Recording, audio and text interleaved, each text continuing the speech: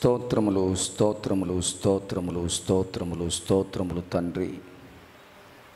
మహాపరిశుద్ధుడా, మహాగణుడా, మహోన్నతుడా, సర్వాధికారి, సర్వశక్తిమంతుడా, సృష్టికర్త, జీవాధిపతివైన దేవా, మీ యొక్క పరిశుద్ధమైన ఘనమైన ఉన్నతమైన నామమును బట్టి మీకు వందనాలు, కృతజ్ఞత, స్తుతి, స్తోత్రాలు మేము చెల్లిస్తున్నాం ప్రభువా.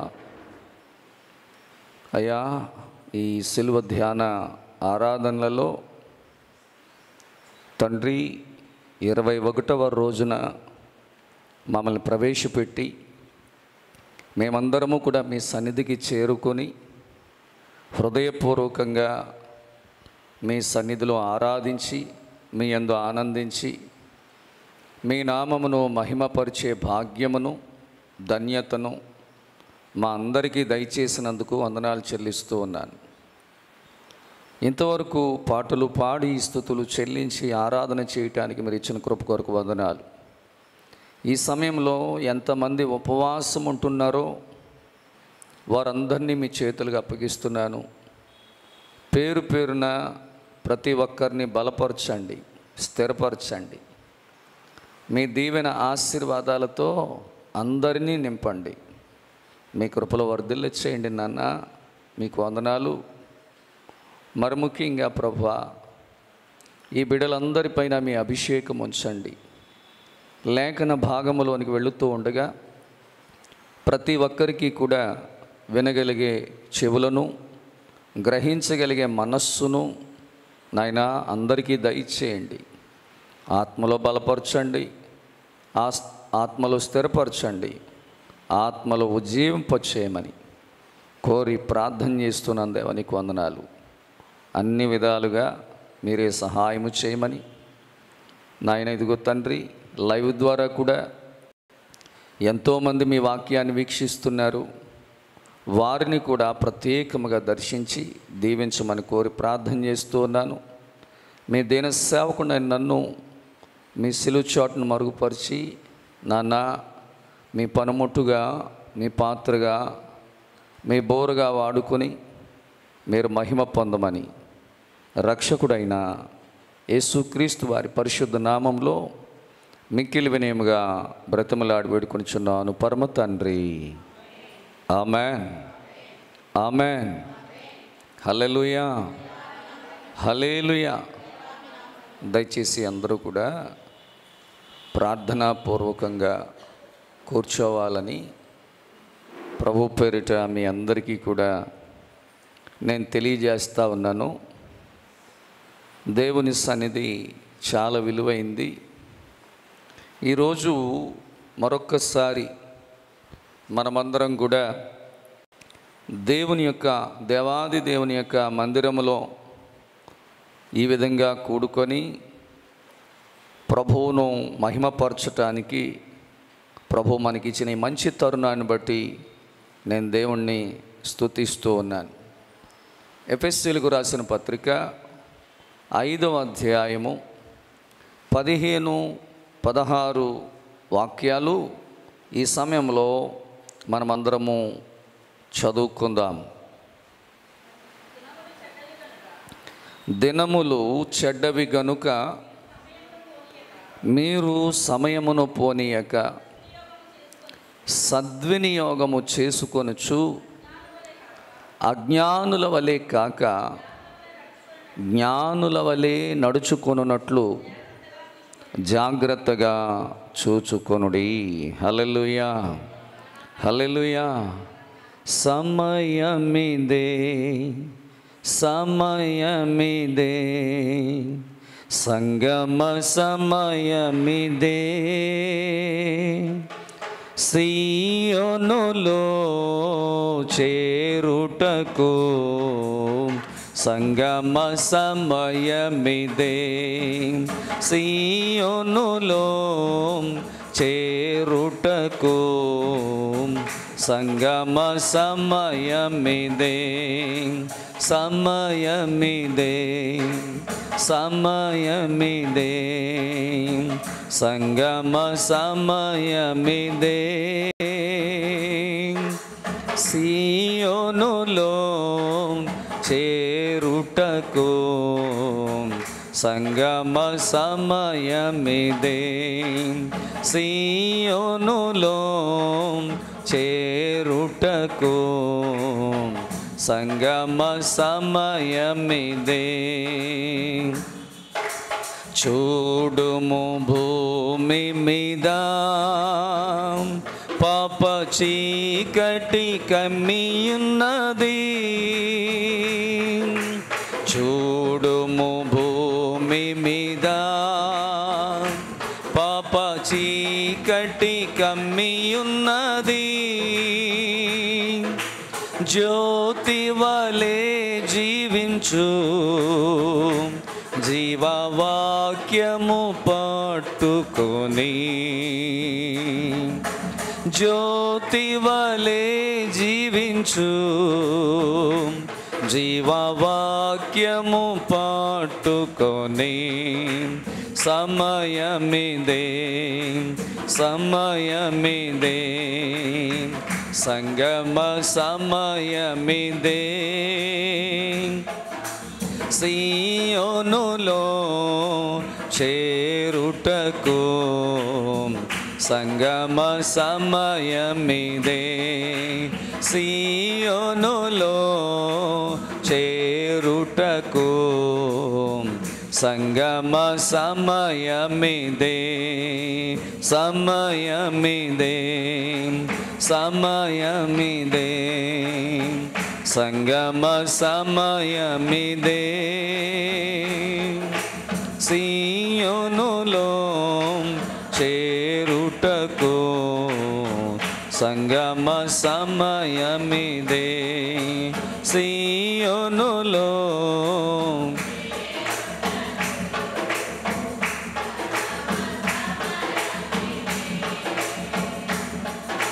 సియోనులో వసించు సర్వశక్తుడు నీ ద్వారా. సియోనులో వసించు సర్వశక్తుడు నీ ద్వారా. శోధింప ఈ దినము మార్పు నొందుము స్ఫటికముగా. శోధింప ఈ దినము మార్పు నొందుము స్ఫటికముగా. సమయమిదే సమయమిదే సంగమ సమయమిదే. సియోనులో చేరుటకు సంగమ సమయమిదే.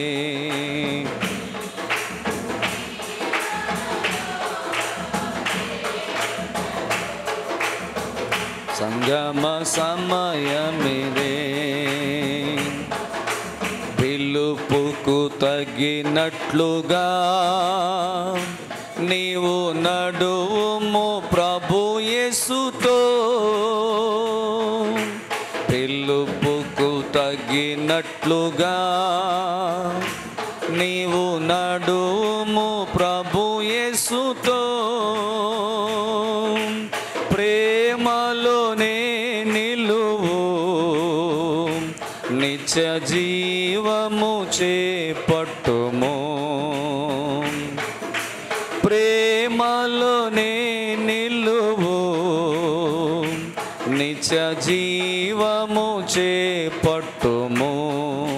సమయమిదే సమయమిదే సంగమ సమయమిదే.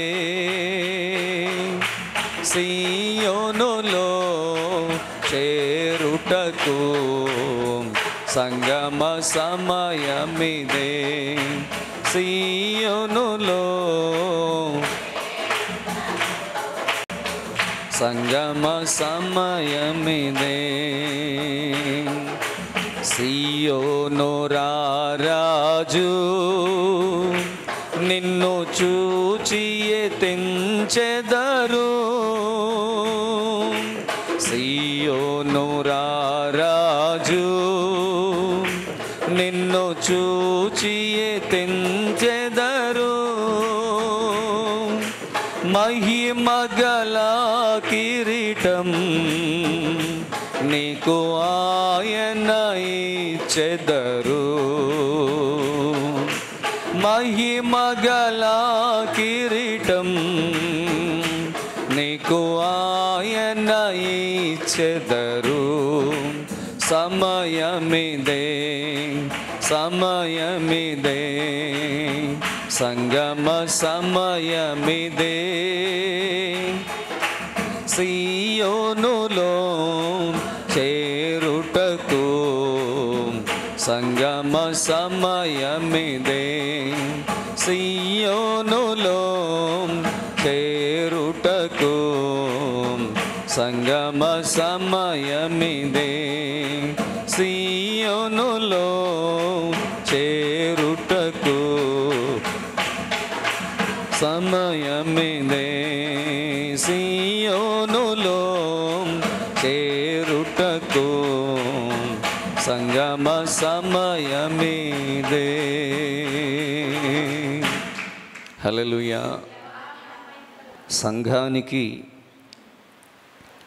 సమయం దగ్గర పడింది పరలోక సియోనులో ప్రవేశించటానికి. పరలోక సియోను ఎంతో గొప్పది, ఎంతో ఘనమైంది. అక్కడికి ఎవరు పడితే వాళ్ళు వెళ్ళిపోయే అవకాశం లేదు. అందుకని దినములు చెడ్డవి, ఈ రోజులు ఎలాంటివి? చాలా చెడ్డవి. మనం చూస్తున్నాము ఈ మధ్యకాలంలో క్రైస్తవుల మీద, సంఘాల మీద, సేవకుల మీద విపరీతమైన దాడులు జరుగుతున్నాయి. కొట్టడం కాదు, దాడి చేయటమే కాదు, ప్రాణాలు కూడా తీస్తూ ఉన్నారు, చంపుతూ ఉన్నారు. దీన్ని బట్టి మనం ఒకటి అర్థం చేసుకోవాలి, అంచె దినాల్లో మనం ఉన్నాము. దేవుని రాకడ బహు సమీపముగా ఉంది. దేవుని రాకడ బహు సమీపంగా ఉంది. అందుకని దినములు చెడ్డవైన ఈ కాలంలో సమయాన్ని పోనివ్వకుండా ఏం చేయమని చెప్తున్నారు? సద్వినియోగం చేసుకోవాలి. అజ్ఞానుల వలె కాకుండా జ్ఞానుల వలె నడుచుకునేటట్లుగా జాగ్రత్తగా ఉండాలట. దేవునికి స్తోత్రం కలుగునుగాక. అక్కడ 17వ వచనంలో అంటారు, ఇందు నిమిత్తము మీరు అవివేకులు కాక ప్రభువు యొక్క చిత్తము ఏమిటో గ్రహించుకోండి. అసలు దేవుడి చిత్తం ఏంటి నా జీవితంలో? దేవుడు, మనం ఏదో కోరుకుంటున్నాంలేండి, రకరకాల కోరికలు ఉంటాయి మనకి. అసలు మన పట్ల దేవుడి చిత్తం ఏంటి? అసలు దేవుడు ఏమనుకుంటున్నారు? ఇక్కడ మనల్ని గొప్ప ధనవంతుల్ని చేయాలనుకుంటున్నారా? గొప్ప భాగ్యవంతుల్ని చేయాలనుకుంటున్నారా? లేకపోతే ఎక్కువ కాలం ఇక్కడ భూమి మీద మనం ఉండాలని దేవుడు కోరుకుంటున్నారా? అసలు దేవుని చిత్తం ఏంటి? ఇక్కడ అదే మాట అంటున్నాడు, అవివేకులు కాక. అంటే ఆలోచించటం మానేసి, వివేకం కలిగిన వాడు ఏం చేస్తాడు? ముందు చూపు ఉంటుంది, ముందు జాగ్రత్త. వివేకవంతుడు దూరం ఆలోచిస్తాడు, వివేకం లేనివాడు అప్పటికప్పుడే ఆలోచించుకుంటాడు. ఇప్పుడు అవివేకి అంటే వివేకం లేనివాడు, ముందు చూపు లేనివాడిని ఏమనొచ్చు మనం? అవివేకి అనొచ్చు. వివేకం కోల్పోయాడు. వీడు ఇప్పటికే ఆలోచిస్తున్నాడు, రేపటికి ఆలోచించడంలా, తర్వాత జీవితం కోసం వీడేమీ కూడా ఆలోచించడంలా. అంటే దాని అర్థం వాళ్ళు ఏమీ లేదు, వాళ్ళకి వివేకము లేదు. అవివేకులు కాక అంటాడు. అంటే మీరు ఆలోచించటం మానేయటం కాకుండా కొంచెం దూరం ఆలోచించి ప్రభు చిత్తం ఏంటో గ్రహించుకోండి. దేవుని చిత్తం ఏమై ఉంది? ఇవాళ పేదవాడు ధనవంతుడు అవ్వాలని, లక్షాధికారి కోటీశ్వరుడు అవ్వాలని, కోటీశ్వరుడు 100,000 కోట్లకు బిలీనియర్ కావాలని, మిలీనియర్ కావాలని, ఇలా ఎంతసేపు చూసినా మన వివేకం ఈ భూమి వరకునే పరిమితమైంది, ఈ భూగోళం వరకునే పరిమితమైంది. వివేకం అంటే దానిని మించి ఆలోచించాలి. అసలు యేసుక్రీస్తు ప్రభువారు భూమి మీదకి రావడానికి కారణం మనల్ని ఇంకా ఇక్కడ అనేక సంవత్సరాలు ఇక్కడ ఉంచేయాలని కాదు, కొంతకాలం తర్వాత మనల్ని పరలోకానికి తీసుకుని వెళ్ళిపోవాలని. దేవునికి స్తోత్రం కలుగునుగాక. హల్లెలూయా. ఏదైనా ఒక జాబులోకి తీసుకునే ముందు, ఒక ఉద్యోగంలోనికి తీసుకునే ముందు వాడి చదువు పరిగణలోకి తీసుకుంటారు. ఆ జాబుకు తగ్గ చదువు ఉందా లేదా. రెండవది వాడుకున్న స్కిల్స్ ఏంటి అంటే వాడుకున్నటువంటి ఆ నేర్పరితనం, ఏ విషయాల్లో వారికి స్కిల్స్ ఉన్నాయి. అందులో లాంగ్వేజ్ స్కిల్స్ ఉంటాయి, సాఫ్ట్వేర్ స్కిల్స్ ఉంటాయి, హార్డ్వేర్ స్కిల్స్ ఉంటాయి, ఇలా రకరకాల స్కిల్స్ ఉంటాయి. ఒక్కొక్క మనిషికి ఒక్కొక్క దాంట్లో ఒక్కొక్క స్కిల్ ఉంటుంది. స్కిల్స్ ఇవన్నీ చూసిన తర్వాత కొన్ని టెస్టులు పెడతారు, కొన్ని ఎగ్జామ్స్ పెడతారు. ఆ తర్వాత ఫిజికల్ ఫిట్నెస్ కూడా చూసుకుంటారు. మన ఆరోగ్య స్థితి ఎలా ఉంది, మన ఆరోగ్య పరిస్థితి ఎలా ఉంది. సరే, మనం అనుకున్న క్వాలిఫికేషన్ ఉంది, మనకు అనుకున్న స్కిల్స్ ఉన్నాయి, ఇదంతా బాగానే ఉంది. అయితే మన వర్క్కి ఇంకా ఇతనికి కొంచెం ట్రైనింగ్ ఇవ్వాలి అని అనుకున్నప్పుడు 1 month ట్రైనింగ్, 2 months ట్రైనింగ్, లేకపోతే 6 months ట్రైనింగ్, 1 year ట్రైనింగ్ అని ట్రైనింగ్ ఇస్తారు. జాబ్ వచ్చినట్టే, కానీ ట్రైనింగ్ పూర్తయి తర్వాత ఒక ప్రొబేషన్ పీరియడ్ అని ఉంటుంది. 1 year 2 years ప్రొబేషన్ పీరియడ్. ఈ ప్రొబేషన్ పీరియడ్లో ఏ తప్పు చేయకుండా చాలా జాగ్రత్తగా వర్క్ బాగా చేస్తే అప్పుడు నీ జాబ్ ఏమవుతుంది, పర్మనెంట్ అవుతుంది. అప్పుడు దాకా అది పర్మనెంట్ కాదు, టెంపరరీయే. దేవునికి స్తోత్రం కలుగునుగాక. హల్లెలూయా. ఇప్పుడు మనం జాబ్ ఎక్కడ కావాలనుకుంటున్నామంటే పరలోకంలో కావాలనుకుంటున్నాం. దేవునికి స్తోత్రం కలుగునుగాక. హల్లెలూయా. జాబ్ ఎక్కడ కావాలనుకుంటున్నాం మనం? పరలోకంలో కావాలి, దేవుని రాజ్యంలో చోటు కావాలి. అంటే లుక్ లైక్ ఏ అమెరికా. బాగా చదువుకున్న వాళ్ళందరికీ ఎక్కడ ఉద్యోగం కావాలని చూస్తూ ఉంటారు. అమెరికాకి వెళ్ళాలంటే పాస్పోర్ట్ అని, ఈ స్కిల్స్ అని, ఎడ్యుకేషన్ అని, తర్వాత వీసా ఇంటర్వ్యూ అని, తర్వాత ఇవన్నీ కూడా ప్రాసెస్ ఒకదాని తర్వాత ఒకటి, మెడికల్ అని, ఇవన్నీ అయిన తర్వాత అప్పుడు వాడు స్టాంప్ వేస్తే ఓకే, యు ఆర్ ఎలిజిబుల్, కాబట్టి ఇప్పుడు నువ్వు అమెరికా వెళ్ళే విమానం నువ్వు ఎక్కచ్చు. దేవునికి స్తోత్రం కలుగునుగాక. హల్లెలూయా. ఇప్పుడు పరలోకానికి వెళ్ళాలనుకుంటున్నాం. ఈ ప్రపంచ దేశాలన్నిటిలోకి వెళ్ళా కూడా ఈ భూమండలం మీద కంటే కూడా శ్రేష్టమైనది ఒకటి ఉంది, అది పరలోకం. అక్కడ నిత్య సంతోషం, నిత్య ఆనందం, నిత్య సమాధానం ఇవన్నీ దొరుకుతాయి మనకి. ఎక్కడ? పరలోకంలో. ఇంకా చెప్పాలంటే మనం ఎవల్యూషన్ పొంది మనం ఏమవుతామంటే నిత్యత్వంలోనికి అడుగు పెడతాం, మనం మార్పు చెందుతాం. ఎవల్యూషన్ అంటే మార్పు చెందడం. ఏ విధంగా మార్పు చెందుతాం? క్షయమైపోయే ఈ శరీరాన్ని విడిచిపెట్టి అక్షయమైన మహిమా శరీరాన్ని దాల్చుకుంటాం. అంటే మనలో ఒక ఎవల్యూషన్ వచ్చింది, ఒక మార్పు వచ్చింది. అది భక్తి ద్వారానే జరుగుతుంది, అది దేవుణ్ణి వెంబడించటం వల్ల జరుగుతుంది, అది ప్రార్థనా జీవితం వల్ల జరుగుతుంది, అది మన విశ్వాసం ద్వారా జరుగుతుంది. కాబట్టి ప్రియులరా, రెప్పపాటులో మనం ఏమవుతా ఉంటాం? ఎవల్యూషన్ చెంది, మార్పు చెంది మనం ఏమవుతాం? మేఘాల మీద పరలోకానికి కొనుపోబడతాం. దేవునికి స్తోత్రం కలుగునుగాక. ఇక్కడ మన స్కిల్స్ చాలా అవసరం. ఏమేమి స్కిల్స్ ఉండాలి పరలోకానికి వెళ్ళాలంటే? ఏమేమి స్కిల్స్ ఉండాలి, ఏమేమి నేర్చుకోవాలి? పలానా జాబ్ అయితే ఐటీఐ జాయిన్ అవ్వు, పలానా జాబ్ అంటే పాలిటెక్నిక్ జాయిన్ అవ్వు, పలానా జాబ్ అంటే ఇంజనీరింగ్లో జాయిన్ అవ్వు, పలానా జాబ్ అంటే ఇంజనీరింగ్లో మళ్ళీ ఈసీఈ తీసుకో, పలానా జాబ్ అంటే సిఎస్సి తీసుకో, పలానా జాబ్ అంటే కెమికల్స్ తీసుకో. ఇలా రకరకాల, ఒక్కొక్క జాబ్కి ఒక్కొక్కటి. కానీ పరలోకంలో జాబ్కి అందరికీ ఉండాల్సింది ఒకటే స్కిల్స్. దేవునికి స్తోత్రం కలుగునుగాక. పరలోకానికి వెళ్ళడానికి అందరికీ ఉండాల్సిన స్కిల్స్ ఏంటి చెప్పాలి? అందరికీ ఉండాల్సిన స్కిల్స్ ఏంటి చెప్పండి? ఒకటే స్కిల్స్ అంటే ఏంటది? ఒకటి భక్తి, ప్రార్థన, మారు మనసు, రక్షణ, పాటలు పాడడం, ఆరాధన చేయటం, ఏమండి దేవుణ్ణి స్తుతించటం, ఇవన్నీ స్కిల్స్ అనమాట అండి. దేవునికి స్తోత్రం కలుగునుగాక. హల్లెలూయా.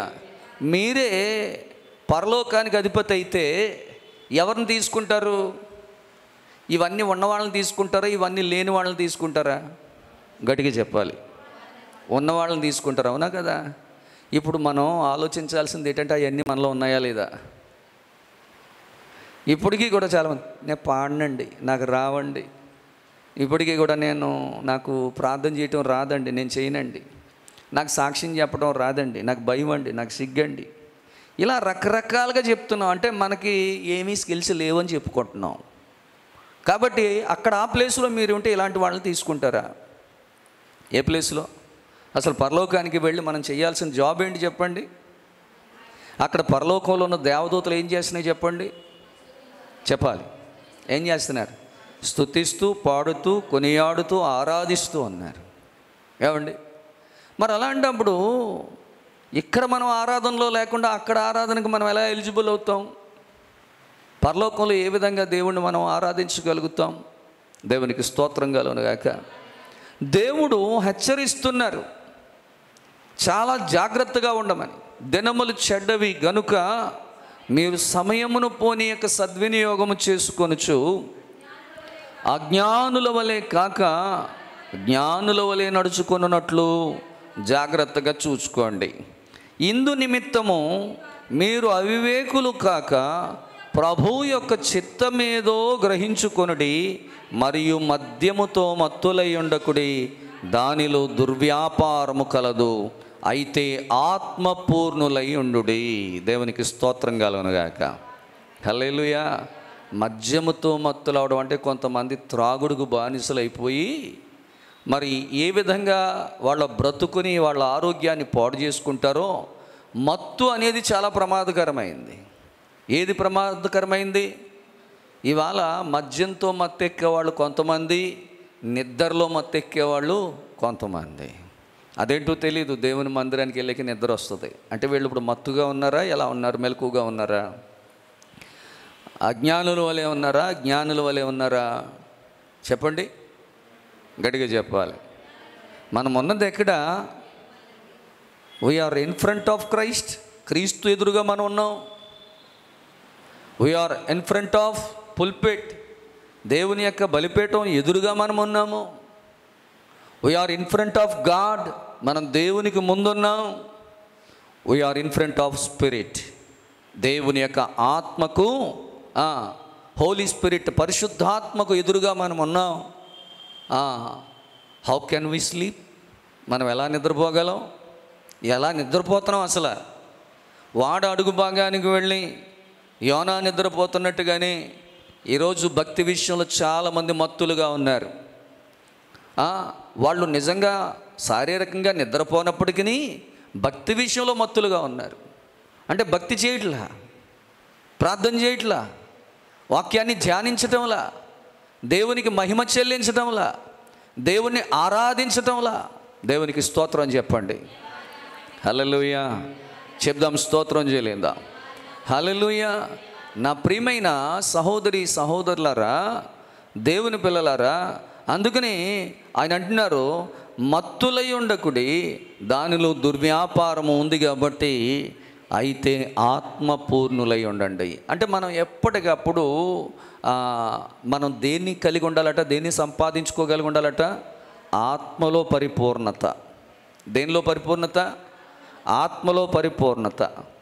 నేను నిన్నటి దినాన ప్రియులరా, దేవుని పిల్లరా, మొన్నటి దినాన బేంకురస్పాలెం చర్చ్ దగ్గర ఒక సహోదరి, ఆమె పేరు సీత గారు, ఆమె పెద్ద ఆవిడ, ముసలామె. ఆవిడ చెప్తా ఉంది, నిన్న కూడా చెప్పినట్టు ఉంది, నా దగ్గరికి వచ్చి, అయ్యా నాకు ఏదన్నా చిన్న కష్టం వస్తే నేను దేవుడితో మాట్లాడతాను, దేవునికి ప్రార్థన చేస్తాను, దేవుడు వెంటనే దర్శనం ఇస్తారు, ఆ దర్శనంలో మీ రూపంలోనే వచ్చి నిలబడి నాతో మాట్లాడతారు. దేవునికి స్తోత్రం కలుగునుగాక. హల్లెలూయా. ఎవరి రూపంలో వచ్చాట? మీరే మీ రూపంలో వచ్చి, ఇదిగో నాకు ఇలాగ అన్నీ చెప్తారు, తర్వాత నా సమస్య ఏముండదు, అన్నీ తీరిపోతాయి అని చెప్తా ఉంది. దేవునికి స్తోత్రం కలుగునుగాక. అంటే ఆమె దర్శనాలు చూస్తుందంటే అర్థం ఏంటి? ఆత్మపూర్ణురాలుగా ఉందని అర్థం. దేవునికి స్తోత్రం కలుగునుగాక. ఇవాళ చాలామందికి ఇప్పటికి కూడా ఆత్మపూర్ణత లేదు, దర్శనాలు చూసే విధానం లేదు. నేను ఇంటికి వచ్చేటప్పటికి ప్రసన్న కూడా నాకు చెప్తా ఉన్నాడు, నేను తెల్లవారుజామున నాకు ఒక దర్శనం వచ్చిందండి. నిన్నే తెల్లవారుజామున ఒక దర్శనం వచ్చిందంట.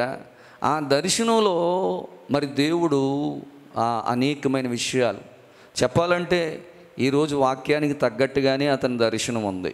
దేవునికి స్తోత్రం కలుగునుగాక. చెప్పండి, స్తోత్రం చెప్పండి. హల్లెలూయా. తనేం చెప్తున్నాడు? నేను ఇంకా కొంతమంది బ్రదర్స్, నేను దేవుని ఆత్మతో నింపబడి చైర్లో ఆ ఆత్మ బలం చేత నిలబడలేక నేను అలా చైర్లో కూర్చొని ఉన్నానట. నా చుట్టూరు మగవారు హాఫ్ రౌండ్లో అర్ధచంద్రాకారంలో మోకరించి ప్రార్థన చేస్తున్నారంట. దేవుని ఆత్మ బలముగా దిగి వస్తుందంట. ఆ సమయంలో అనేక మంది దయ్యాలు పట్టిన వాళ్ళు కేకలేసుకుంటూ వచ్చేస్తున్నారట అండి. అనేక మంది అన్యజనాంగం వచ్చేస్తున్నారట. కొంతమంది ఏదో బాటిల్లో పెట్రోల్ బాంబులు లాంటివి వెలిగించి మా మీదకి విసురుతున్నారంట. కానీ మేము ఇంకా బిగ్గరగా ప్రార్థన చేస్తున్నామంట. దేవునికి స్తోత్రం కలుగునుగాక. హల్లెలూయా. ఈలోగా నాకు మెలకు వచ్చేసింది పాస్టర్ గారు అని చెప్తున్నాడు. దేవునికి స్తోత్రం కలుగునుగాక. హల్లెలూయా. ఎంత అద్భుతమైన దర్శనం! దేవునితో, దేవుని సేవకులతో, దేవుని సన్నిధిలో ఆ సహవాసం కలిగి ఉంటే ఆత్మపూర్ణత అనేది ఏర్పడుతుంది. దేవునికి స్తోత్రం కలుగునుగాక. హల్లెలూయా. గత కొన్ని దినాల నుంచి ఎక్కువగా నాతోనే ఉంటున్నాడు, నాతోనే సహవాసం కలిగి ఉంటున్నాడు. దేవుని పరిచర్యలో చక్కగా ముందు ఉంటున్నాడు. నాకు అర్థమైంది, దేవుని పరిచర్యలో ఉంటున్నాడు కాబట్టి ఆ ఆత్మ పూర్ణత దేవుడు ఆ యవ్వన బిడ్డకు దయచేశాడు. బైబిల్లో మాట ఉంది, మీ వృద్ధులు కలలు గంటారు, మీ యవ్వనస్తులు దర్శనాలు చూస్తారు. ఎప్పుడు ప్రియులరా? ఆత్మపూర్ణులుగా ఉన్నప్పుడు ఇటువంటి దైవ దర్శనాలు చాలా చాలా చాలా, ఒకటి కాదు, ఏదో ఒక దర్శనం దేవుడు మనకి చూపిస్తూనే ఉంటాడు. ఆత్మ పరిపూర్ణత లేని వాళ్ళకి ఆ దర్శన భాగ్యము రాదండి. ఆత్మ పరిపూర్ణత లేని వాళ్ళకి ఏ దర్శనమూ రాదు. ఎందుకంటే అంత ఆత్మీయంగా వాళ్ళు ఉండరు కాబట్టి, అంత ఆత్మీయంగా వాళ్ళు ప్రార్థన చేయరు కాబట్టి. అందరం కూడా ఎలా ఉండాలని దేవుడు కోరుకుంటున్నారు? ఆత్మ పరిపూర్ణత కలిగి ఉండాలని చెప్పి దేవుడు కోరుకుంటా ఉన్నారు. దేవునికి స్తోత్రం కలుగునుగాక. ఈ యొక్క పరలోక రాజ్య భాగ్యంలోనికి మనం వెళ్ళాలి అంటే అక్కడ 19వ వచనంలో కూడా చెప్తున్నారు, ఒకరినొకడు కీర్తనలతోనూ సంగీతములతోనూ ఆత్మ సంబంధమైన పాటలతోనూ హెచ్చరించుచు మీ హృదయములలో ప్రభువును గూర్చి పాడుచు కీర్తించుచు మన ప్రభువైన యేసుక్రీస్తు పేరిట సమస్తమును గూర్చి తండ్రి అయిన దేవునికి ఎల్లప్పుడూ కృతజ్ఞతాస్తుతులు చెల్లించుచు. దేవునికి స్తోత్రం కలుగునుగాక. ఎన్ని విషయాలు చెప్పేస్తున్నారో చూడండి, చాలా అద్భుతమైన మాటలు, అద్భుతమైనటువంటి సందేశం, ఎంతో శ్రేష్టమైన దేవుని మాటలు ఇక్కడ మనం చూస్తున్నాము. ఒకరినొకడు సంగీతములతోనూ, సంగీతం అంటే ఏమండి? సంగీతం అంటే సంగీతంలో రాగాలు ఉంటాయి, సంగీతంలో వాయిద్యాల్లో కూడా సంగీతం ఉంటుంది. ఇప్పుడు అందులో రాగాల పేర్లు చెప్తారు. ఒక కీబోర్డ్ ప్లే చేస్తున్నట్టు అందులో కొన్ని రాగాలు ఉంటాయి, దాన్ని ఏమంటారు? సంగీతం. ఆ రాగాలను ఏమంటారు? సంగీతం అంటారు. ఇప్పుడు సంగీతములతోనూ కీర్తనలతోనూ అంటే ఆ పాటల్లో ఏముండాలి? సంగీతం ఉండాలి, చక్కటి సునాదం ఉండాలి, చక్కటి గాత్రం ఉండాలి, చక్కటి గానం ఉండాలి. దేవునికి స్తోత్రం కలుగునుగాక. హల్లెలూయా. ఒక్కొక్కరు పాడుతుంటే ఆ పాట విన్న మనం పరవశించిపోతూ ఉంటాం, అవునా కదండి? ఒక్కొక్కరు పాడితే చెవులు మూసుకుంటాం. అంటే కొంతమంది పాడితే చెవులు మూసుకుంటున్నామంటే దాని అర్థం ఏంటి? అందులో ఏమి లేదు, సంగీతం లేదు, సరైన సాహిత్యము లేదు. రెండవది, చక్కటి మధురమైన స్వరం కాదు అది. ఆ మధురమైన స్వరం కాని పక్షంగా కాకపోవడం వల్ల మనం ఆ పాటను మనం సరిగా వినలేము. అందుకని స్వర సాధన అంటారు.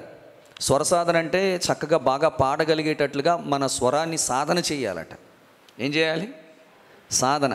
పాడగా ఆటోమేటిక్గా, నాకు తెలిసి ఎవ్వరూ స్టార్టింగ్లోనే మధురంగా పాడేయలేరు.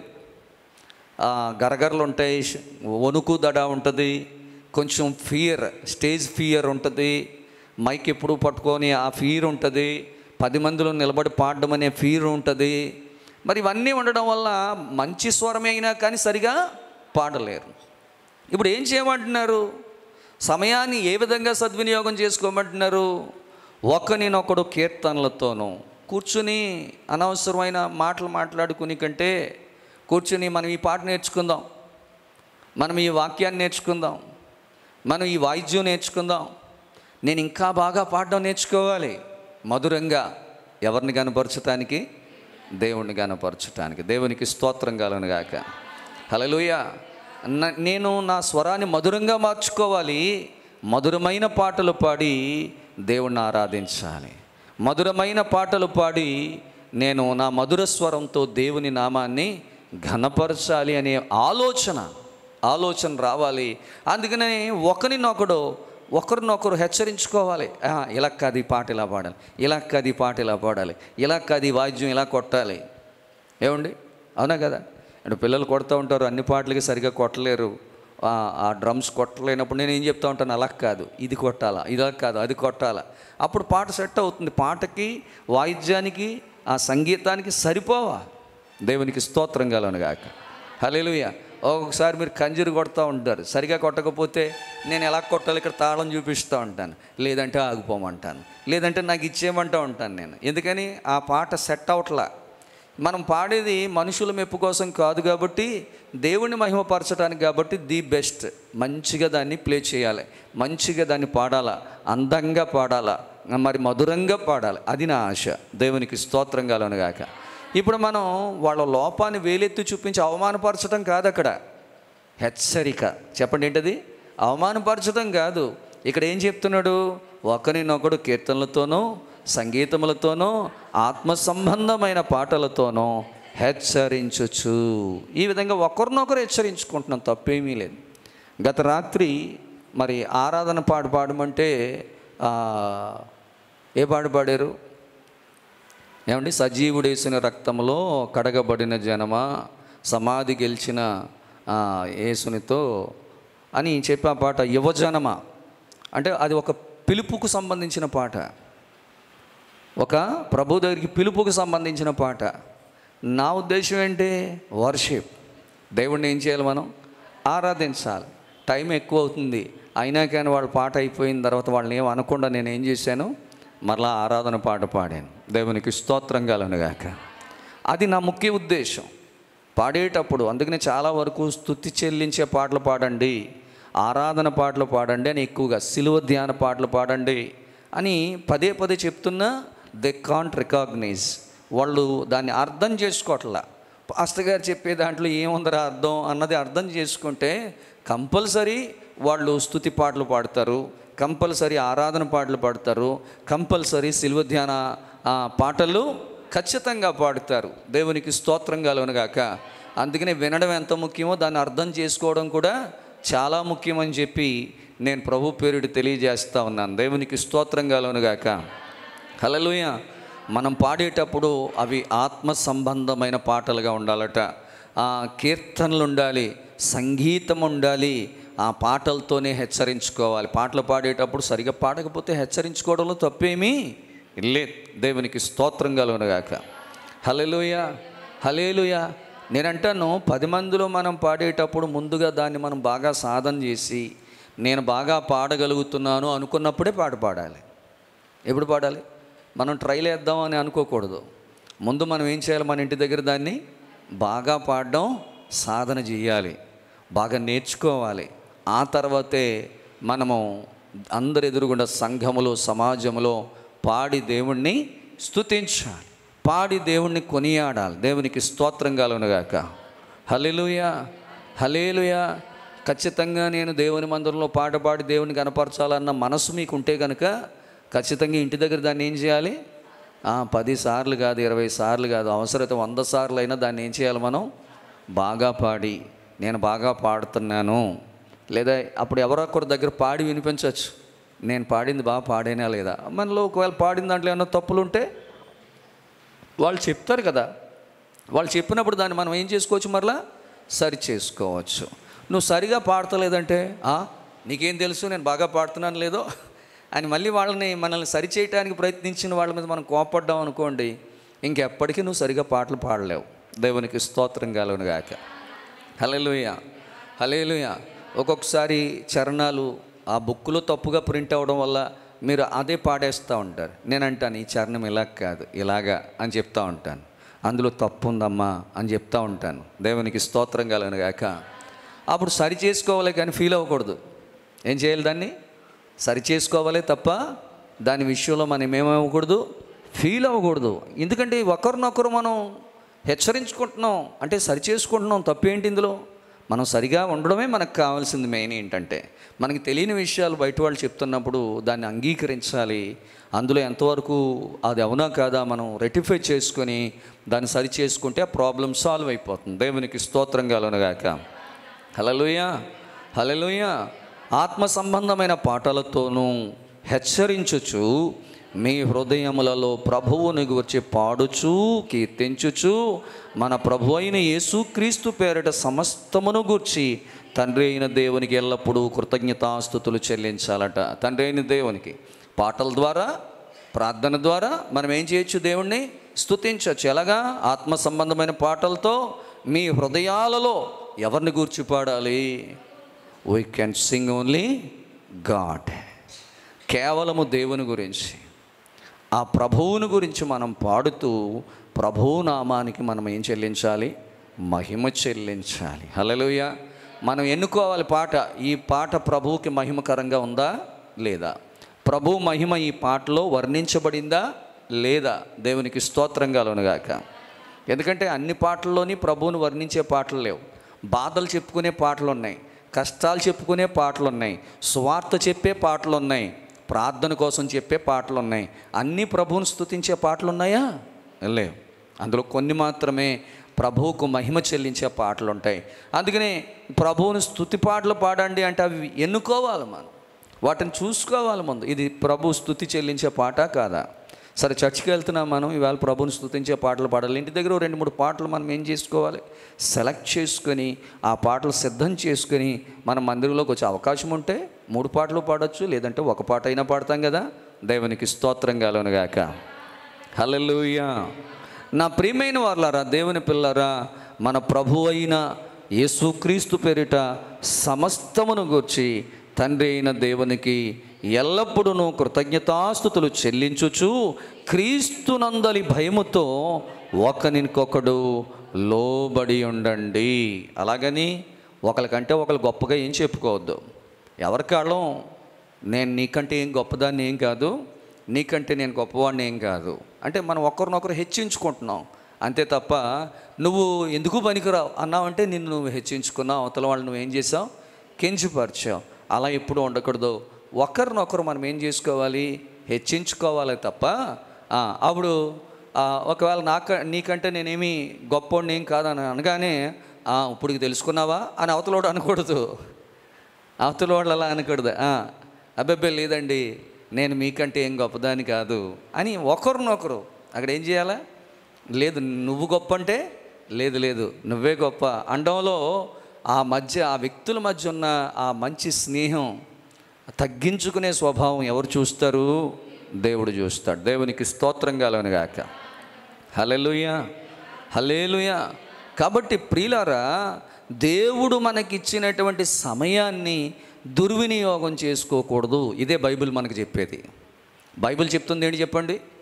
దుర్వినియోగం చేసుకోవడం అంటే లోక సంబంధమైన పనులు మాత్రమే ప్రాధాన్యత ఇవ్వకుండా ఆత్మ సంబంధంగా ఎదగటానికి ఈ యొక్క కీర్తనలని, సంగీతమని ఏమంటే నిద్రపోకుండా ఆత్మపూర్ణులుగా మెలకువగా ఉంటూ హృదయంలో మరి ఆత్మ సంబంధమైన పాటలు ప్రభువును గూర్చి పాడుతూ కీర్తిస్తూ సమస్తమును కూడా తండ్రి అయిన దేవునికి కృతజ్ఞతాస్తుతులు ఎల్లప్పుడూ చెల్లిస్తూ దేవుని పట్ల భయం, ఆ భయంతో ఆ భక్తితో ఒకరికొకరు మనం ఏం చేయాలట, లోబడాలి. అందులో మొట్టమొదటిది దేవుడిచ్చిన సమయాన్ని దుర్వినియోగం చేయకుండా, పాడు చేసుకోకుండా మనం అందరం కూడా సద్వినియోగం చేసుకోవాలి. దేవునికి స్తోత్రం కలుగును గాక. రెండవది, టైం అనేది మనకి ఇవ్వబడిన దీవెన అంటాను నేను. టైం కూడా మనకి ఇవ్వబడిన దీవెన కాదా? చెప్పాలి. టైం అనేది కూడా దేవుడు మనకిచ్చిన దీవెన. ఆస్తి అంతస్తే కాదండి, టైం కూడా దేవుడు మనకిచ్చిన దీవెన. ఏంటి, టైం కూడా దీవెనేనా? మరి ఆ టైమే లేకపోతే నువ్వేం చేస్తావు? ఆ టైమే లేకపోతే ఏం చేస్తావు చెప్పాలి. ఇప్పుడు బెల్షాజర్ రాజు గురించి మనం విన్నాం కదా. ఆయనకి ఏమైపోయింది? టైం అయిపోయింది. ఉన్నంతసేపు ఆ టైంని సద్వినియోగం చేసుకోలేదు అతను. ఆ యొక్క దేవుని మందిరంలో ఉన్న ఉపకరణాలు తెచ్చుకొని త్రాగుబోతులు విందులో చేసి దేవుడు తనకిచ్చిన సమయాన్ని ఏం చేసుకున్నాడు? పాడు చేసుకున్నాడు. కాబట్టి ఆ రాత్రి అతడు చనిపోయినట్లుగా బైబిల్ గ్రంథంలో వ్రాయబడింది. కాబట్టి నేను అంటాను, ఖచ్చితంగా టైం అనేది, కాలం అనేది, అది కూడా ఒక దీవెన, దేవుడు మనకిచ్చిన ఆశీర్వాదం. దేవునికి స్తోత్రంగా గాక. అంటే ఇప్పుడు దేవుడిచ్చిన దీవెన మనం సద్వినియోగం చేసుకోకపోతే దీవెన మనం ఏం చేస్తున్నట్టు? ధిక్కరిస్తున్నట్టు, పాడు చేసుకుంటున్నట్టు అవుతుంది. అందుకని సమయాన్ని పోనివ్వద్దు, దీవెన పోనివ్వద్దు. దాన్ని సరిగ్గా ఉపయోగించుకుంటే మనం ఖచ్చితంగా దేవుని రాజ్యంలోనికి అడుగు పెడతాం. దేవునికి స్తోత్రం కలుగును గాక. హల్లెలూయా. ఆ ఇవ్వబడిన దీవెనను మనం ఏం చేయాలట? జాగ్రత్తగా ఉపయోగించుకోవాలి. ఆ టైం షెడ్యూల్, ఈ టైంకి నేను లేవాలి, ఈ టైంకి నేను ప్రార్థన చేసుకోవాలి, ఈ టైంకి నేను బైబిల్ చదవాలి, ఈ టైంకి నా పని ప్రారంభించుకోవాలి, ఈ టైంకి నేను దేవుని మందిరానికి వెళ్ళాలి, ఈ టైంకి నేను స్వార్థ చెప్పాలి, ఈ టైంకి నా సాక్ష్యాన్ని నేను కాపాడుకోవాలి. ఇలాగ టైం షెడ్యూల్ అనేది, సమయానికి ఒక కాల నిర్ణయ పట్టిక అనేది, ఒక టైం మనం సెట్ చేసుకొని, కొన్ని పద్ధతులను మనం సెట్ చేసుకుని ఆ ప్రకారంగా ఆ టైంని, ఇవాళ ఎలాగైనా టైంను పాడు చేసుకోకూడదు, ఈరోజు ఎలాగైనా ఈ పని అయిపోవాలనుకుంటాం కదా, ఒక్కొక్కసారి రేపటికి ఉంచకూడదు, సాయంత్రం 6 అయ్యే లోపల నా పనంతా కంప్లీట్ చేసేసుకోవాలని ఎలా అయితే అనుకుంటామో, భక్తి విషయంలో కూడా ఈరోజు ఇదిగో భక్తి విషయంలో ఈరోజు నా టైంని నేను ఎలా వినియోగించుకున్నాను, పాడు చేసుకున్నానా, కాపాడుకున్నానా? టైం అనేది కూడా ఒక దీవెన కాబట్టి దాన్ని జాగ్రత్తగా ఉపయోగించుకోవాలి. నిజంగా కొన్ని బైబిల్ గ్రంథంలో మనం చూస్తాం, కొన్ని ఇవి ఖచ్చితంగా చర్చనీయాంశాలు అనమాట అండి. చర్చించుకోవాల్సిన విషయాలు ఏంటంటే, దేవుడు నోవాహు కాలంలో 120 years టైం ఇచ్చారు. జలప్రలయాన్ని గురించి చెప్పిన తర్వాత ఎన్ని సంవత్సరాలు టైం ఇచ్చారు చెప్పాలి? వాడ తయారు చేయటానికి 120 సంవత్సరాల కాలం పట్టిందంట. అంటే ఆ 120 సంవత్సరాలు దీవెనే కదా? ఆ 120 సంవత్సరాలు దేవుడిచ్చిన సమయమా కదా చెప్పండి? కానీ ఇందులో ఎంతమంది సద్వినియోగం చేసుకున్నారు? జస్ట్ ఓన్లీ నోవాహు ఫ్యామిలీ మాత్రమే, నోవాహు కుటుంబం మాత్రమే ఆ సమయాన్ని సద్వినియోగం చేసుకున్నారు తప్ప మిగిలిన భూమి మీద ఉన్న ప్రజల్లో ఏ ఒక్కరూ కూడా సద్వినియోగము చేసుకోలేదు. హల్లెలూయా, హల్లెలూయా, హల్లెలూయా. జలప్రలయం ఏమన్నా అకస్మాత్తుగా వచ్చిందా అమ్మా? చెప్పాలి, అకస్మాత్తుగా వచ్చిందా? రాలేదు కదా. ప్రభు దేవదేవుడని యెహోవా నోవాహుకు చెప్పిన 120 సంవత్సరాలకు వచ్చింది. ఈ 120 సంవత్సరాలు వాడు తయారు చేయడానికి టైం పట్టేసింది. అదంతా గ్రేస్ పీరియడే. ఎంతోమంది అడుగుంటారు, ఎంతోమందికి నోవాహు చెప్పాడు జలప్రలయం వస్తుందని. అసలు వర్షమే లేని టైంలో జలప్రలయం ఏంటి అని అనుకున్నారు. అప్పటికి ఏమీ లేదు, వర్షమే లేదు, వర్షం అంటే తెలియదు. అలాంటిది జలప్రలయం ఎలా వస్తుందని వేళకోళం చేశారు, వెటకారం చేశారు. ఎవ్వరు కూడా నమ్మలేదు. ఆ 120 సంవత్సరాలు వృధా అయిపోయింది వాళ్ళ జీవితంలో. దేవుడు ఇచ్చారు, దేవుడు ఛాన్స్ ఇవ్వలేదా? ఇచ్చారు. అకస్మాత్తుగా అయితే రాలేదు. కానీ ఆ కాలంలో ఉన్నటువంటి ప్రజలు మాత్రం దాన్ని దుర్వినియోగం చేసుకున్నారు. మరి దేవుడు మనకిచ్చిన దాన్ని మనం కాపాడుకుంటున్నామా? సద్వినియోగం చేసుకుంటున్నామా? దుర్వినియోగం చేసుకుంటున్నామా? మనం కూడా అప్పుడప్పుడు ఆ కాలంలో ప్రజల్లాగే తయారవుతున్నాం. ఆ కాలంలో ప్రజలు ఎలాగైతే సమయాన్ని దుర్వినియోగం చేసుకున్నారో, ఈ రోజును కూడా మనలో చాలామంది దుర్వినియోగం చేసుకుంటున్నారు. నోవాహు కాలంలో నోవాహు కుటుంబం మాత్రమే దాన్ని సద్వినియోగం చేసుకున్నట్టుగా ఈ రోజుల్లో కూడా కొన్ని కుటుంబాలు లేకపోలేదు. ఖచ్చితంగా నోవాహు సద్వినియోగం చేసుకున్నట్టుగానే ఈ కాలంలో కూడా చాలామంది దేవుడు తమకిచ్చిన ఆ అవకాశాన్ని, ఆ సమయాన్ని సద్వినియోగం చేసుకుంటున్నారనడంలో ఏమాత్రం కూడా సందేహమో లేదు.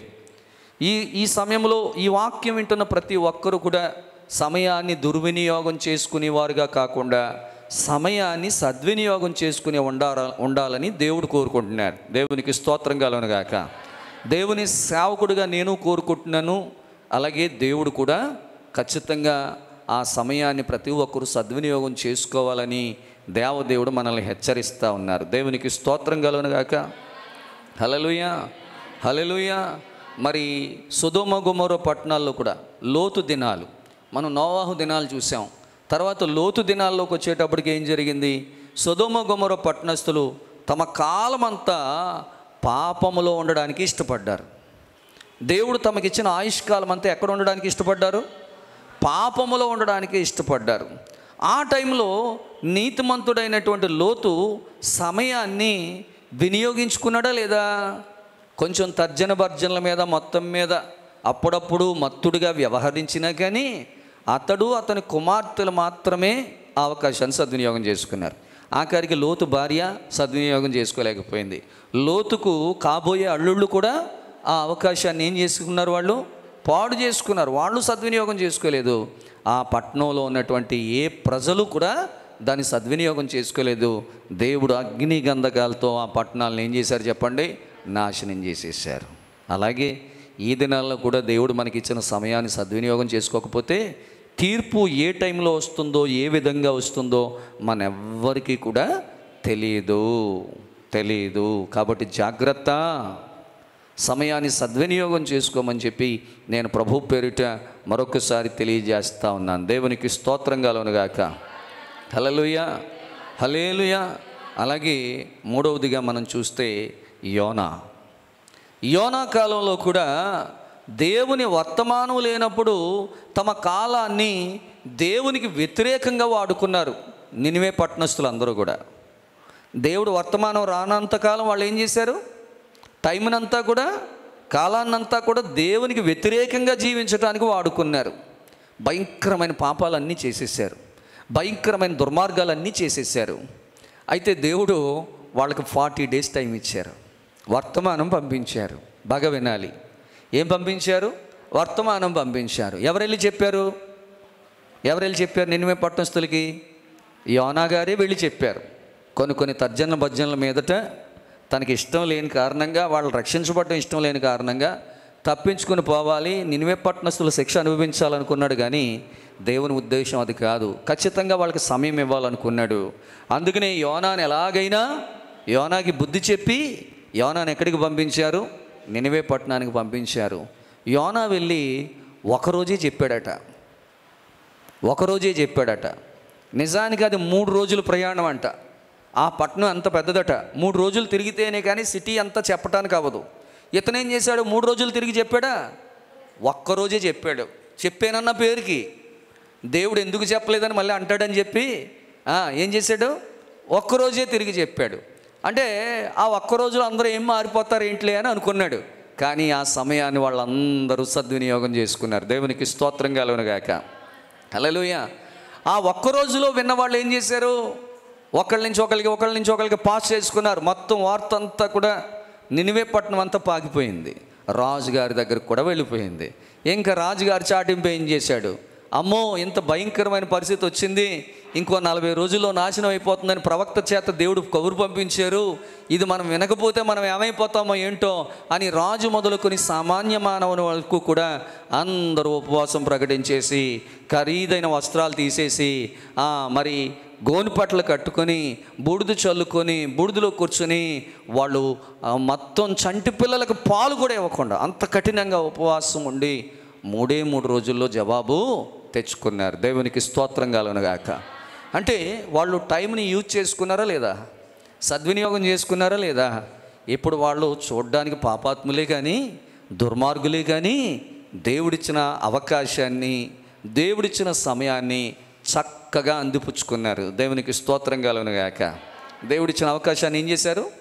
చాలా చక్కగా అందిపుచ్చుకున్నారు. సద్వినియోగం చేసుకున్నారు లేదా? దేవుడు కనికరించేసి ఆయన చెయ్యాలనుకున్న కీడు చేయటం మానేశారు. అంతే. అంటే వాళ్ళందరూ రక్షించబడిపోయినట్టేనా? వాళ్ళందరికీ విడుదల దొరికినట్టేనా కదా? ఖచ్చితంగా విడుదల దొరికింది. దేవునికి స్తోత్రం కలుగునుగాక. హల్లెలూయా, హల్లెలూయా. యోనా వర్తమానం అందిన వెంటనే, ఆ వర్తమానం విన్న వెంటనే అందరూ కూడా దాన్ని అందిపుచ్చుకొని వెంటనే తగిన విధంగా దేవుడిచ్చిన అవకాశాన్ని వాళ్ళు సద్వినియోగం చేసుకున్నారని చెప్పి దేవుని యొక్క వాక్యం సెలవిస్తూ ఉంది. కాబట్టి ప్రస్తుత దినాలు కూడా చెడ్డవే కాబట్టి, దుర్మార్గమైనవే కాబట్టి, దేవుడు మనకిచ్చిన సమయము అనే దీవెన, నేనేమంటున్నాను మరలా చెప్తున్నాను, సమయము అనేది కూడా ఖచ్చితంగా మనకు దీవెనే. ఈ దీవెనను మనం ఏం చేయాలి? సద్వినియోగం చేసుకోవాలి. మీకు ఇచ్చిన టైంను వృధాగా టీవీ చూస్తూ, సినిమాలు చూస్తూ, సీరియల్స్ చూస్తూ, వాళ్ళతో వీళ్ళతో కబుర్లు చెప్పుకొని కాలక్షేపం చేస్తూ మీకు ఇవ్వబడిన సమయాన్ని ఒకవేళ దుర్వినియోగం చేసుకుంటున్నారేమో, పాడు చేసుకుంటున్నారేమో. దేవుని రాకడ బహు సమీపంగా ఉంది. ఈ లేఖన భాగంలో చెప్పినట్టుగా ఇందు నిమిత్తము మీరు అవివేకులు కాక ప్రభువు యొక్క చిత్తమేమిటో గ్రహించుకొనుడి. అసలు ఎందుకు ఇచ్చారు దేవుడి టైం అనేది మీరు అర్థం చేసుకుంటే కోటీశ్వర్లు అవ్వడానికి అయితే కాదు. ఏమండి, మీరు ధనవంతులు అవ్వడం కోసం అయితే కాదు. మీరందరూ రక్షించబడాలి. రాబోయే ఉగ్రత నుంచి, రాబోయేటటువంటి భయంకరమైన శ్రమల నుంచి, రెండవ రాకడలో మీరు తప్పించబడి అందరము కూడా పరలోక భాగ్యానికి మనం వారసులం అవ్వాలని, పరలోక రాజ్యానికి వారసులం అవ్వాలని, మనం అందరం అక్కడికి చేరుకోవాలని, ఆ గొప్ప సంతోషాన్ని, గొప్ప ఆనందాన్ని, గొప్ప సమాధానాన్ని మనం అందరం పొందుకోవాలని దేవుడు మనకు కూడా ఏమిచ్చారు? సమయం అనే దీవెన మనకిచ్చారు. జలప్రలయం సమయంలో మరి ప్రజలు సద్వినియోగం చేసుకోలేకపోయారు. అలాగే లోతు దినాల్లో అక్కడ ప్రజలు, ఆయన భార్య, ఆ కాబోయే అల్లుళ్ళు కూడా దాన్ని సద్వినియోగం చేసుకోలేకపోయారు. కానీ ఒక్క నినివే ప్రజలు మాత్రమే హెచ్చరించగానే ఆ సమయాన్ని సద్వినియోగం చేసుకున్నారు. ఏ విధంగా సద్వినియోగం చేసుకోవాలి? ప్రభు ఏం చెప్తున్నారు? దేవుని చిత్తం ఏదో తెలుసుకొని మద్యముతో మత్తులు కాకుండా దానిలో దుర్వ్యాపారం ఉంది కాబట్టి ఆత్మపూర్ణులుగా ఉండండి. సద్వినియోగం చేసుకోవడం అంటే ఏంటి చెప్పండి? మనం ఎలా ఉండాలట? ఆత్మపూర్ణులుగా ఉండండి. ఒకరినొకడు కీర్తనలతోనూ, సంగీతములతోనూ, ఆత్మ సంబంధమైన పాటలతోనూ హెచ్చరించుచు మీ హృదయములలో ప్రభువును గూర్చి పాడుచు కీర్తించుచు మన ప్రభు అయిన యేసుక్రీస్తు పేరిట సమస్తమును గూర్చి తండ్రి అయిన దేవునికి ఎల్లప్పుడూ కృతజ్ఞతాస్తుతులు చెల్లించుచు క్రీస్తునందలి భయముతో ఒకరినొకడు లోబడి ఉండండి. ఇది సద్వినియోగం చేసుకోవాలి. ఏ విధంగా చేసుకోవాలి? ఇక్కడ రాయబడింది. ఇప్పుడు చెప్పబడినట్లుగా ఇప్పుడు చదువుకున్న వచనాల ప్రకారంగా ప్రతి ఒక్కరూ దేవుడు మీకు ఇచ్చిన సమయము అనే దీవెనను సద్వినియోగం చేసుకుని ఆత్మపూర్ణులుగా పరలోక రాజ్యానికి మీరు అందరూ కూడా అడుగు పెట్టాలని ప్రభు పేరిట తెలియచేస్తూ ఈ మాటలు ముగిస్తున్నాను. పరిశుద్ధాత్మ దేవుడి మాటలను మనందరి వెనుకడిలో దీవించి ఆశీర్వదించునుగాక. Amen, amen. ప్రార్థన చేసుకుందాం. చెప్పబడిన వాక్యం కొరకు అందరూ కూడా హృదయపూర్వకంగా ప్రార్థనాపూర్వకంగా ఉందాం. పాస్టర్ గారు వచ్చి మనల్ని ప్రార్థనలో నడిపిస్తారు. అందరూ కూడా ప్రార్థనాపూర్వకంగా ఉందాం. ప్రార్థన ప్రార్థన ప్రార్థన. హల్లెలూయా, హల్లెలూయా. వందనాలు, వందనాలు, వందనాలు.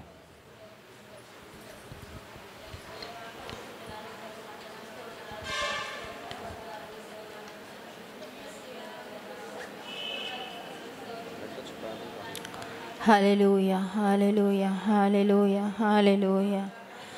దైవమా నీ నామానికి వందనాలు, స్తుతులు, స్తోత్రములు, స్తోత్రములు, స్తోత్రములు, స్తోత్రములు, స్తోత్రములు తండ్రి. పరిశుద్ధాత్మదేవా నీ నామానికి వందనాలు, స్తుతులు, స్తోత్రములు, స్తోత్రములు, స్తోత్రములు. ప్రభువా నిన్న నేడు ఏకరీతిగా ఉన్న దేవా నీ నామానికి వందనాలయ్యా. స్తుతులు, స్తోత్రములు, స్తోత్రాలు తండ్రి. ఈ భయంకరమైన దినాల్లో, ఈ దుర్దినాల్లో ప్రభువా నైనా ఎక్కడ చూసినా శాంతి లేదు, సమాధానం లేదు, సంతోషం లేదు. ఎక్కడ చూసినా ప్రభువా భయంకరమైన శోధనలు, సమస్యలు, గొడవలు, హత్యలు జరుగుతున్న వేళల్లో ప్రభువా నీ దైవ వాక్కునకు లోబడి మీరిచ్చిన సమయాన్ని సద్వినియోగం చేసుకోవాలని, అందరూ అంతటా మారు మనసు పొంది రక్షణ పొందాలని ప్రభువా నీ దైవవాక్యం ద్వారా మీరు మాతో మాట్లాడి హెచ్చరించినారు. నీ వందనాలు, స్తోత్రాలు తండ్రి. దినములు చెడ్డవి గనుక సమయమును పోనీయక సద్వినియోగము చేసుకొనుచు అజ్ఞానుల వలె కాక జ్ఞానుల వలె జాగ్రత్తగా నడుచుకోమని మీరు సెలవిచ్చిన తండ్రికి వందనాలు స్తోత్రాలు ప్రభా. దైవమా నీ నామానికి వందనాలు స్తోత్రాలు తండ్రి. కీర్తనలతోనూ సంగీతముతోనూ వాయిద్యములతోనూ అలాగే ప్రభా మీ సన్నిధిలో ఒకరిని హెచ్చరించుకుని ప్రభా దైవికంగా నీ సన్నిధిలో ఎదగమని సమయమును నైనా వృధాగా పాడు చేయకుండా సద్వినియోగము చేసుకొనుచు ప్రభా అజ్ఞానుల వలె కాక వివేకంతో జ్ఞానుల వలె జీవించమని మీరు సెలవిచ్చిన తండ్రికి వందనాలు స్తోత్రాలు ప్రభా. అటువంటి జ్ఞాన హృదయమును ప్రతి వారికి దయచేయండి దేవా. మీరిచ్చిన విలువైన సమయమును ప్రభా పాడు చేసుకొనక మీరిచ్చిన సమయము మీరిచ్చిన గొప్ప దీవెనని మీరిచ్చిన గొప్ప భాగ్యమని సమయమును సద్వినియోగం చేసుకుని ప్రభా నీ రక్షణ ఆనందములో నీ సన్నిధిలో నీ సహవాసములో నీ భక్తిలో దినదినము ఎదిగే భాగ్యమును ప్రతి వారికి దయచేయండి.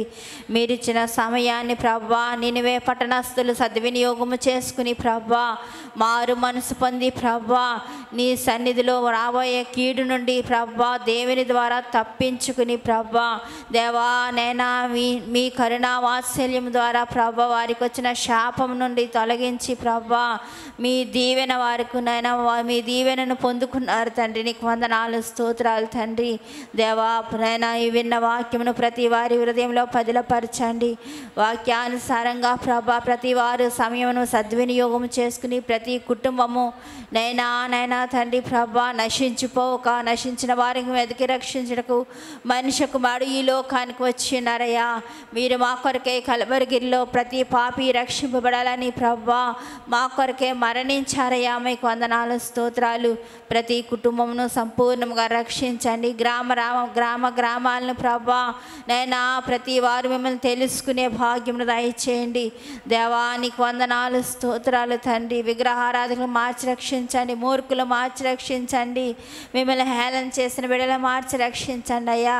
ప్రతి వారి సమయమును సద్వినియోగం చేసుకుని ప్రభా నిజ దేవుని తెలుసుకునే భాగ్యమును ప్రతి వారికి దయచేయమని దీవించమని ఆశీర్వదించమని కూడి వచ్చిన బిడ్డలందరినీ కూడా దీవించి ఆశీర్వదించండి. మీ సన్నిధిలో ఉపవాసంలో సహవాసంలో గడుస్తున్న ప్రతి బిడ్డలను దీవించండి.